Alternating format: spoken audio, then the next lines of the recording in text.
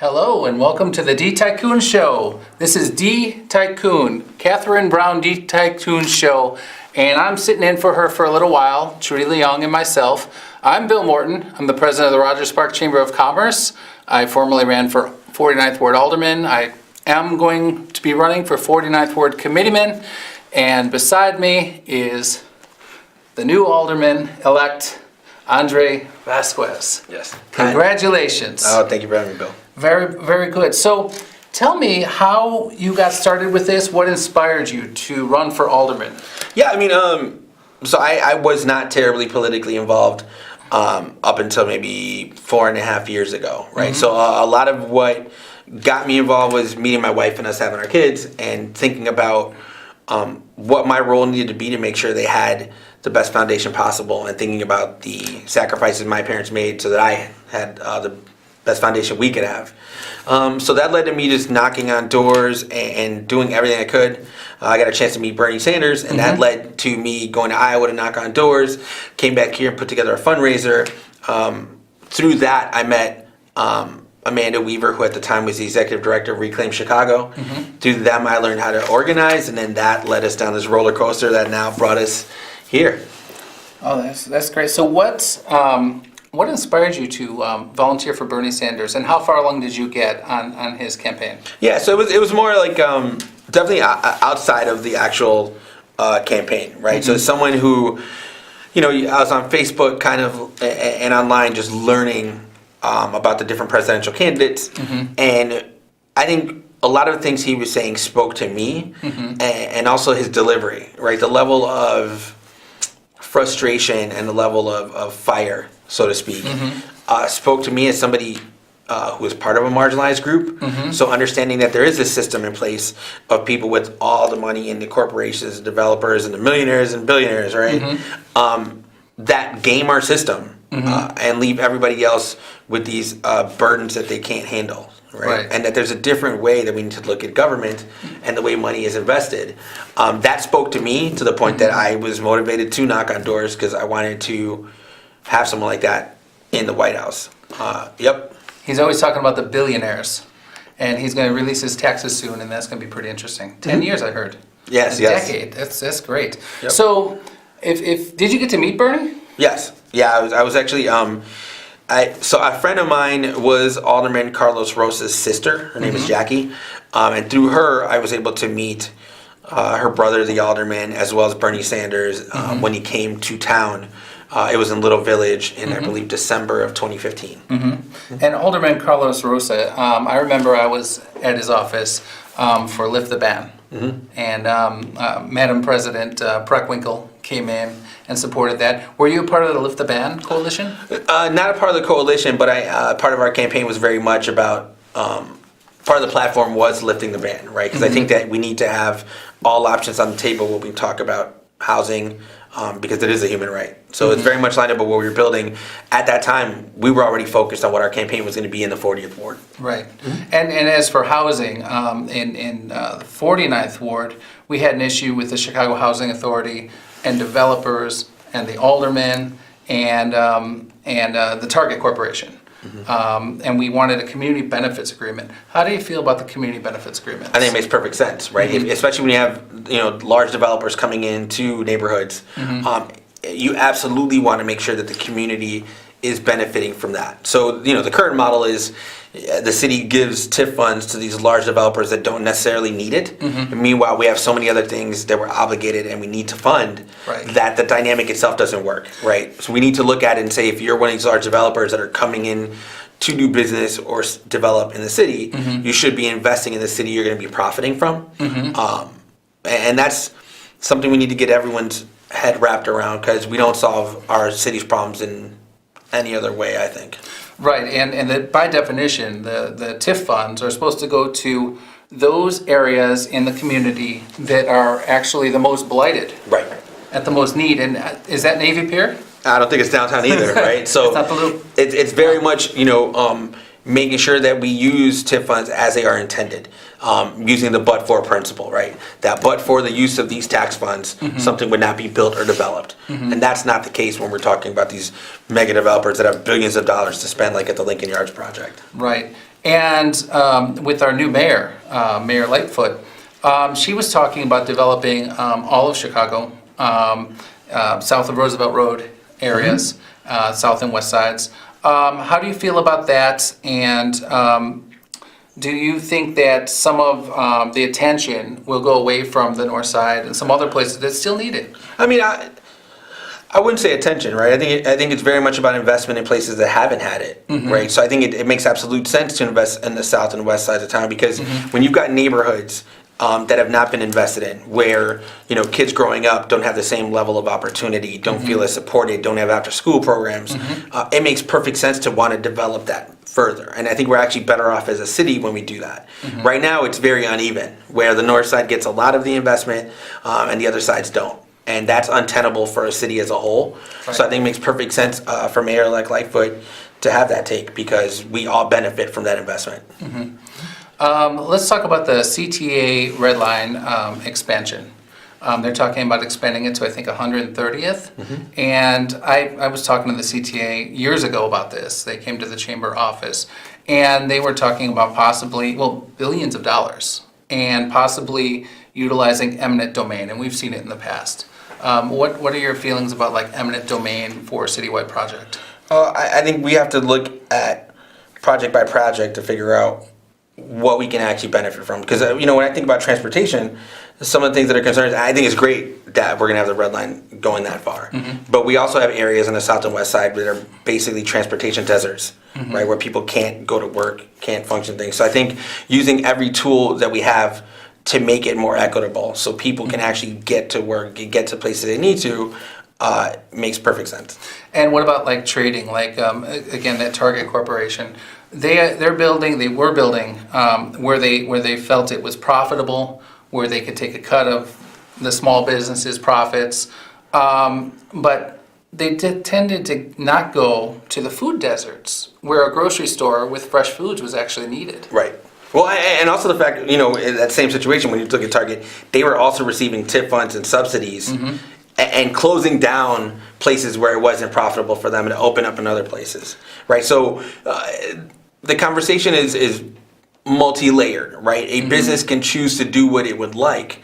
When it's doing it with our funds, we need to have expectations of what that actually means.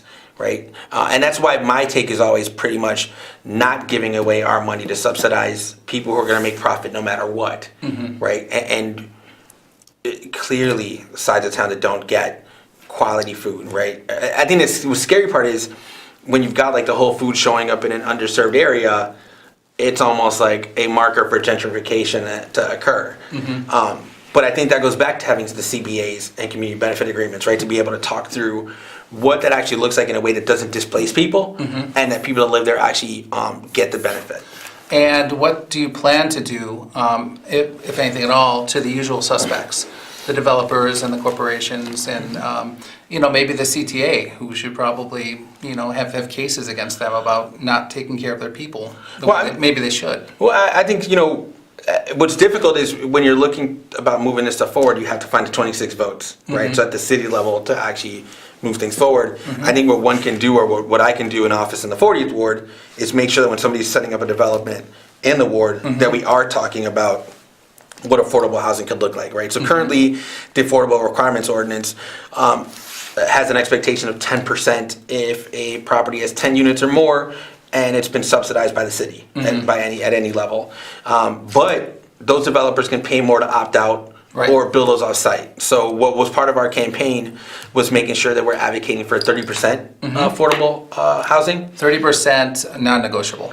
Yeah, I mean, 30%. Also, if anything's going to be built off-site, it needs to be within the same ward or within the same zip code. So that way you're having equitable affordable housing, right? It's not being relegated to the sides of the city that they would want to move them towards. Right. And yeah, no loopholes to opt out of it. And developers often, instead of for changes of setbacks and whatnot, they did like a permeable ground or green roofs. Right, the green alleys and stuff like that. Yeah. I mean, and you do want to have some of that consideration, right? Because you have to think about like runoff, right? Which occurs when you see neighborhoods in the 40s where you start seeing it flood, right? And because of these vortex and catch basins, right? It's supposed to do that so that our pipes aren't being inundated with too much water at once. Right. But if you set the expectation that new developments take that into account and have things that can control runoff and guide it into different places, I think you're better off as neighborhoods and as a city to have that in place. Okay, after your win, the Chicago Tonight, I believe it said, Vasquez vanquishes O'Connor. That's my favorite headline ever. Ever, that's a big one. Ever. That was the best. Right. So, what would you change and what would you not change from what Alderman O'Connor was doing? So, we thought about this and talked about it a lot during the campaign, that it was never really an individual critique more than it was of a system, right? So our take was that Alderman O'Connor benefited from the system as it was, and there's a problem with the system, right? So what you have to do to account for that and to solve for it is to change that system, right? So part of it is having true ethics reform. What we are advocating for and what we're bringing to office is open government that's transparent, that's accessible and accountable, right? That we're doing everything we can to make it convenient for neighbors to engage with local government, to be educated about it, and to be involved in decision making. I would argue, and that's what we were arguing through the campaign, that we weren't getting that enough. That we were not having town hall meetings, that when it came to decision making, neighbors were not really being included. So what I'm very excited about is being able to build that kind of framework where neighbors feel comfortable asking the questions, where there is that level of accountability and that government is a lot more open. When I was running, I always said, Alderman Joe Moore, don't make decisions about us without us. Right. And that's something that any citizen would want. Absolutely. And an understanding, right? Because I think since citywide we don't really have the level of civic education that we could, it's also making sure that neighbors feel empowered and comfortable enough to even have a seat at the table, right? So making sure that we're constantly getting people engaged, that we're showing them how government works, what an alder person does. All those things are very key tenets of what we were going to bring and what we plan to bring to office. So governance for all. Do you plan on having regular ward nights? And if so, how often? Yeah, we are planning on having regular ward nights. Right now, we're trying to figure out a ward office. So first, we've got to get that figured out.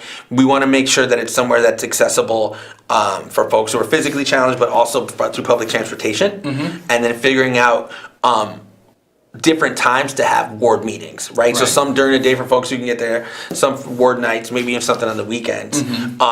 It's figuring out how to get that accomplished so that members of all the 11 neighborhoods are able to get there.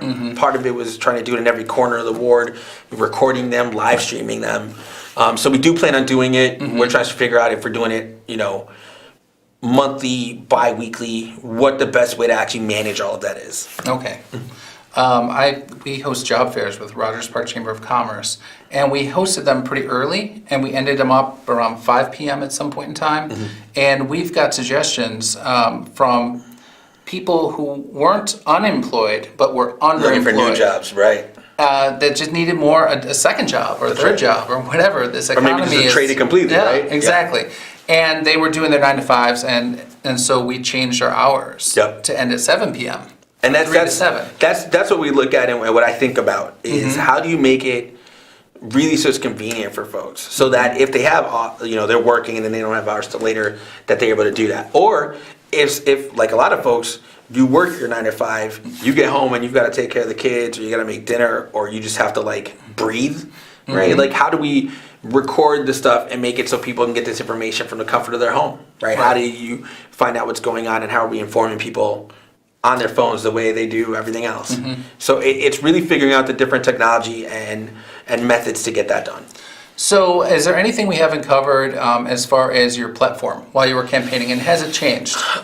So our platform ultimately didn't really change, right? Because it was really based on this open government idea that I kind of was talking about, right? What changed was how we were framing it, because as we were developing a really robust ground game, we were getting feedback from the neighbors, right? So when it came to talking about affordable housing, for example, what we were hearing from neighbors was that you had folks who were retirees who then had to decide if they were going to sell their home because it was getting too expensive to live in the ward. And if that were to occur, where were they going to move to because they didn't have affordable housing? Or folks who worked in the ward but were commuting like an hour from where they actually live to work. So that allowed us to frame things differently when we talked about affordable housing.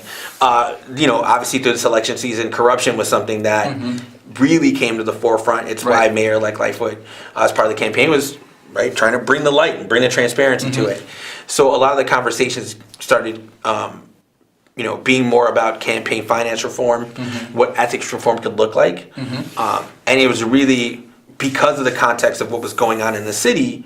I think it resonated a lot more with the people at the door, right? So they didn't want to see the conflicts of interest with like developers and real estate. And when we were able to make the case of what we want government to look like, people clearly supported us.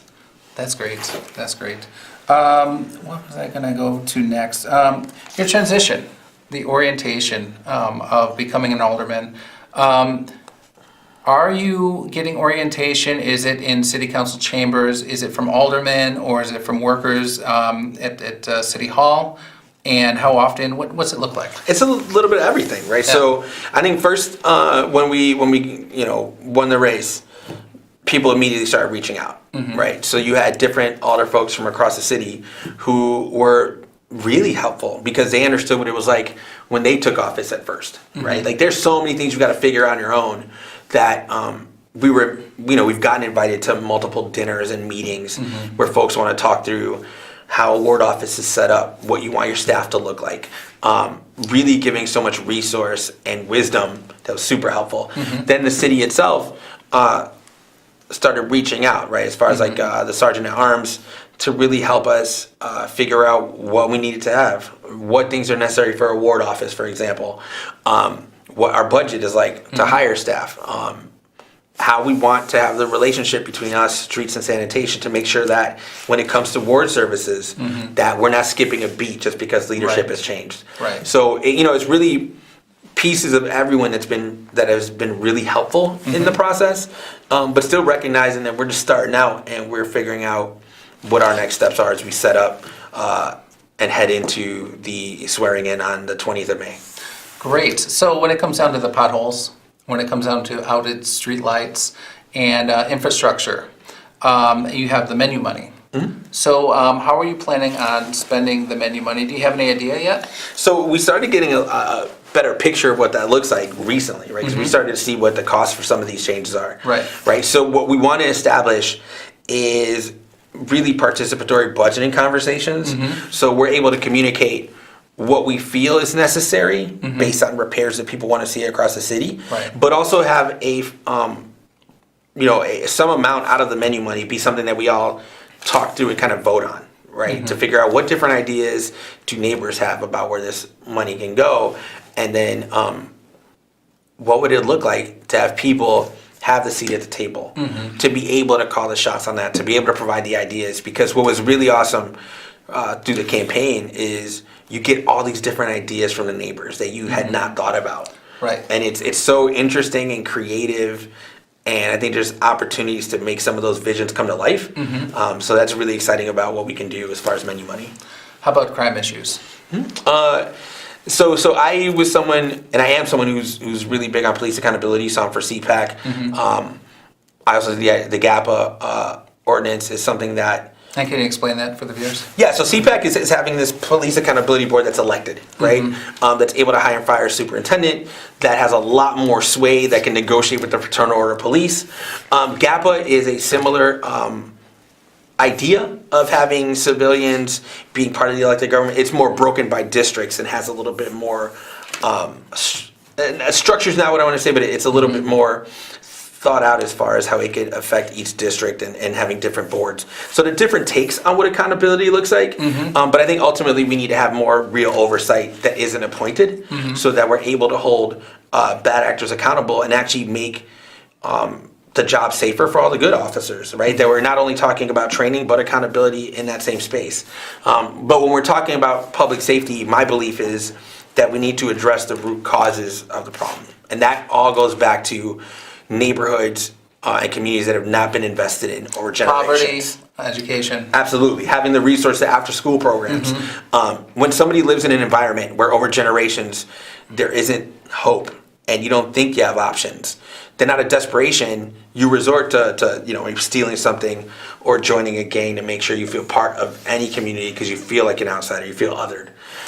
The only way you really combat that is by having the level of investment and support that lets somebody know that they're valued. So how are you planning on supporting public education, and how do you feel about the charters? Yeah, so I think, so I'm for an elected school board. I think we need to fully fund our schools. I am for a moratorium on charter expansion. I think existing charters need to be held to the same standard of public schools are. And clearly, something that was very unique about the 40th Ward race was the amount of money that the charters were dumping into our race to do some of the most vicious attacks that were going on. And that in would the be 40th. money towards Alderman O'Connor. Yeah, they were that INCS, which is a national charter organization. They also donated to Joe Moore. Oh yeah, no, they donated and they sent, like I said, the most vicious attacks through mailers in the 40th Ward.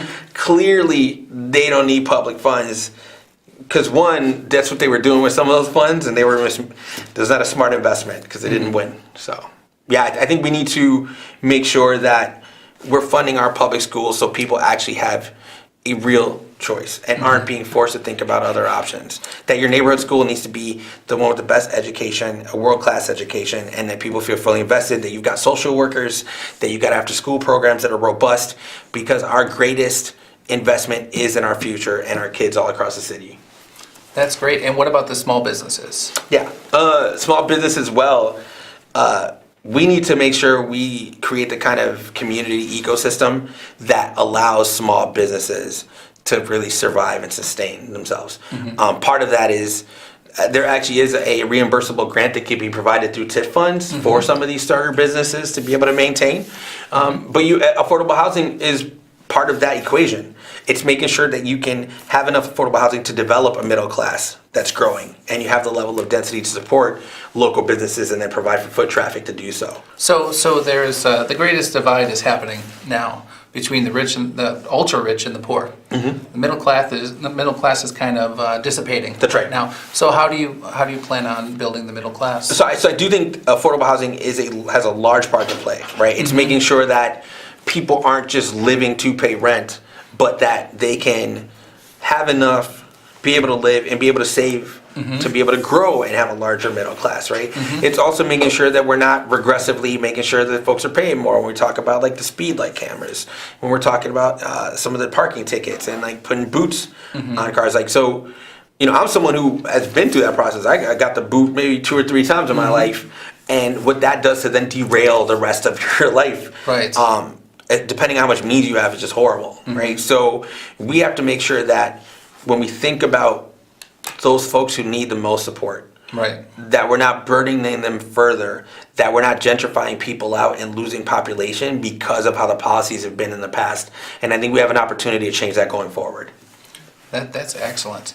What about, let's see, what else do I have on my list here? Platform, priorities, okay. And do you have a 4-year plan? Yeah, so our immediate focus is the constituent service. It's what's right outside your door. Right? Because when you get somebody new in office, even when things are going well, when something goes wrong, it's going to be blamed on that new person, right? So we want to make sure that our focus is primarily on that, because if you do right by the neighbors, you're then given the latitude to focus more on legislation over the next couple of years. Right. So we want to get that right. We want to make sure we're responsive, that everybody's questions are being addressed. When we think about the next 3 to 4 years, it's really making sure that we have the kind of ethics reform and we bring in the way Mayor-elect Lightfoot was campaigning on, that we do have ethics reform that makes the aldermanic role a full-time job, that the inspector general can audit and subpoena the council, right? That when it comes to campaign finance reform, it's something that's near and dear to me, that when candidates agree not to accept corporate PAC money or developer money, that the city is publicly financing a matching system, right? Because we need a healthier, more competitive democracy. I think we also need to talk about the lead in our water, because it is a safety issue, it is a social justice issue, and in the 40th Ward in particular, it's important because it is my predecessor who stopped it from being a public hearing, right? So when we think about what we want government to be like, we want to make sure that all these things are brought to the public square, that everyone gets to weigh in, and we have a true, thoughtful conversation on how to best move forward. Because when we're talking about replacing lead service lines, we don't want to place that burden on homeowners who then end up placing that on renters, right? So we have to make sure what we're doing is not regressive and that we actually value the health of our people going forward. Excellent. Well, one more thing, the public service announcement. We have a job fair in Rogers Park on April 16th from 3 to 7 p.m. at 6953 North Sheridan Road, Rogers Park Chamber of Commerce. And a lot of great nonprofits will be there. Come over and get a job. More information at rogerspark.cc, or you can call 773-850-0049. That's the Chamber of Commerce. Thank you so much, Andre. Thank you so much. What a great interview. Thank you. It's a pleasure. Yes. Cool. Bye.